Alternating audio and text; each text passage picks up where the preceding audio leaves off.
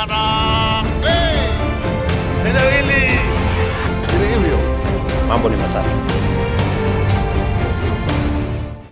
Ladies and gentlemen, good evening and welcome back to our channel once again. In his New Year message to the country, Oburu Odinga made two things very clear.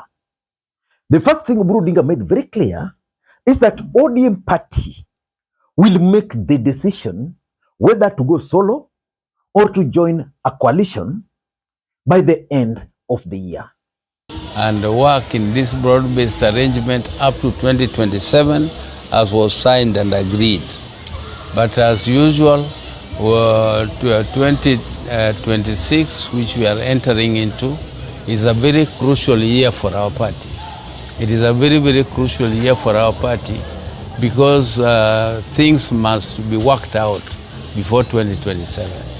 Before the end of 2026, we shall have clearly known and made all the necessary arrangements going into 2027. Then we shall have, before the end of the year, our party shall have known whether we are going it alone or we are going to go into coalition with other parties, and we shall have by that time known whom we are going with into the political coalition, if any, or we are going it alone. If you were to ask me, ODM as a party should make that decision before June this year. But of course, we all know that according to Raila Odinga, he made it very clear that they were going to remain with William Ruto until 2027. The second thing which Oburu Odinga made very clear, which is going to form the basis of this analysis, and I think is right, is that should ODM party decide to go solo, then they have a presidential candidate already. And that presidential candidate is none other than the party leader. And Oburu Odinga is the ODM party leader. And of course, if we are going it alone, I want to make it absolutely clear that our constitution already has a presidential candidate for our party. And that presidential candidate is clearly stated in the constitution of our party. And it is the party leader. And it is the party leader speaking. I am the presidential candidate for ODM if ODM decides that it goes it alone.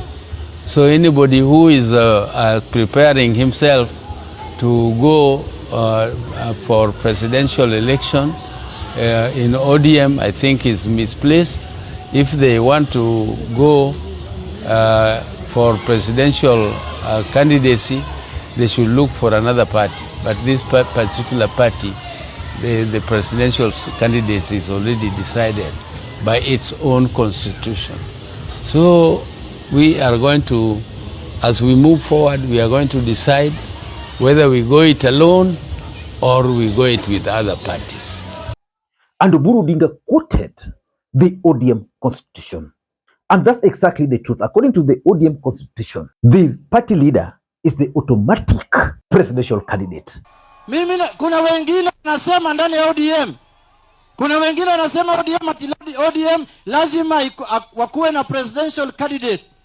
Katiba yetu ya ODM inasema presidential candidate ya ODM ni party leader. Na ni party leader ni Dr. Oburu Odinga. Yeye ndio atatuambia kama atasimama rais ama atasimama. Sio kila mtu ambaye amelewa kwa baa fulani anasema anataka kuwa rais ya Kenya. Wengine wanadanganya Oburu. Nilikuwa na yeye hapa nikamwambia, the thing that used to make Raila a great leader, he used to consult everyone. Hata wale watu ambao walikuwa wamedharauliwa. Unaona mama hapa anajivuruta, unafikiria ajui Raila, kumbe yako na namba yake. Anapiga simu direct. Mimi nataka niseme uamuzi wa jinsi ambavyo chama kitaenda 2027 hautafanywa na hawa viongozi hapa juu. Itisheni mkutano wa National Delegates Convention, wacha wana ODM wakuje waseme wanaenda kwa Ruto ama tusimamishe hata huyu Sifuna. Kwani? Ladies and gentlemen, because I always believe that in politics nothing happens out of mere coincidence, and that everything in politics is normally well planned, well scripted, and executed to achieve specific political objectives. I want us to try and understand what Oburu Odinga was trying to say in that particular statement. Before we do that, for those who are watching this channel for the first time, please take a second or two, click the subscribe button so that next time we produce a video like this, YouTube will automatically notify you. And to the subscribers, I want to continue thanking you guys for your continued support, because without that support, this channel cannot be where it is. Ladies and gentlemen, for me, I want to interpret that statement by Oburu Odinga as follows. Number one, and for me, this is the most important interpretation of Oburu Odinga's statement, because Oburu Odinga is reminding them that if we were to go solo, because the options available are only two, either they join a coalition or they go solo. And Oburu Odinga is telling them that if you were to go solo, do not look for a presidential candidate. I am here. Remember that day, Ruth Odinga made it very clear that he's actually willing to challenge William Ruto for the presidency in 2027. Edwin Sifuna himself has made it very clear that ODM party can produce a presidential candidate, and he actually offered himself or even Oburu Odinga. But in my understanding, Oburu Odinga is telling them that if you want to run for the presidency, because I'm the party leader, then you will have to remove me as the party leader, or you'll have to replace me. Because for me, if you're to ask me, I doubt if Oburu Odinga is ready for the presidency. Do you think Oburu Odinga is ready to run for the presidency? Or do you think Oburu Odinga is the right person ODM party can front for the presidency? I doubt. So he's just telling them that, okay, we have two options. We have this option of supporting Ruto, and we also have this option of going alone. For me, I am for supporting Ruto. But if you insist that you have to produce a presidential candidate, I'm here. And I know you guys will not be comfortable with me. You have different ideas. So which means you guys will have to remove me as the party leader. The ODM constitution under Article 16, sub-article 1, F, read together with Article 16, sub-article 1D, vests that authority and mandate solely on the party leader. He's the one who is supposed to lead the party and its members in negotiations towards forming coalitions. That is his duty. And a purposive interpretation of that clause tells me, as a lawyer, that he does not need to share that mandate with anybody. What is required of him is to lead the party and its members in negotiating with anybody, with any political party, towards forming coalitions, either pre or post elections. That's the only condition he's putting. I doubt if that condition can be met, because ODM party, as we speak, is currently split in the middle. I don't even if an NDC will be called to remove Oburu Odinga as the party leader. But that's the message he was sending. Number two, Oburu is offering himself. Is he ready? The truth is, Oburu Odinga cannot run for the presidency in 2027. Maybe in 2032. But in 2032, I also doubt if Oburu Odinga can be a presidential candidate.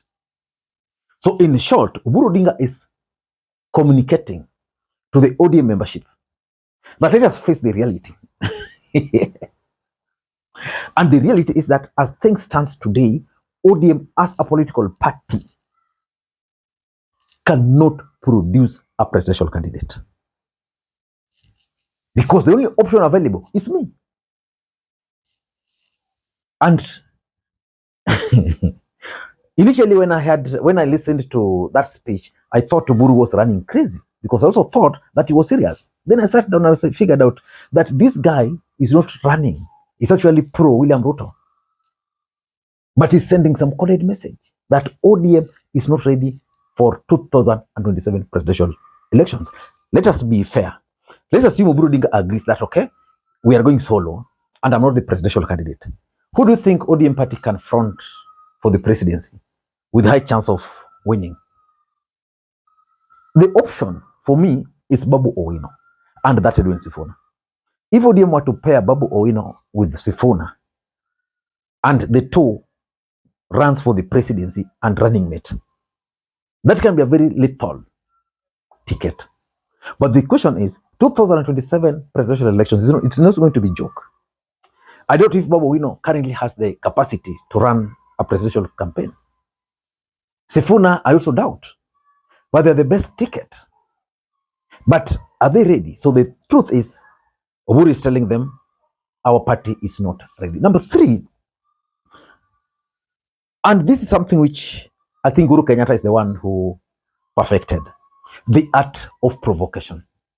Maybe Oburu Odinga wanted to provoke the other team to respond. And I've seen their responses. They're responding viciously. One of them, the member of parliament for one of them, Caleb Amisi, is very clear that Oburu Odinga cannot. Most of them are also very clear. And that's exactly what Oburu Odinga wanted to do, to provoke them to say Oburu Odinga cannot run. And once they insist that Oburu Odinga cannot run for the presidency, they fall into that Oburu Odinga trap, because Oburu Odinga is going to support Ruto. And the option available is for him to run, and he's not going to run. And lastly, I think the intention why he made that statement is that he's trying to consolidate his position as the party leader.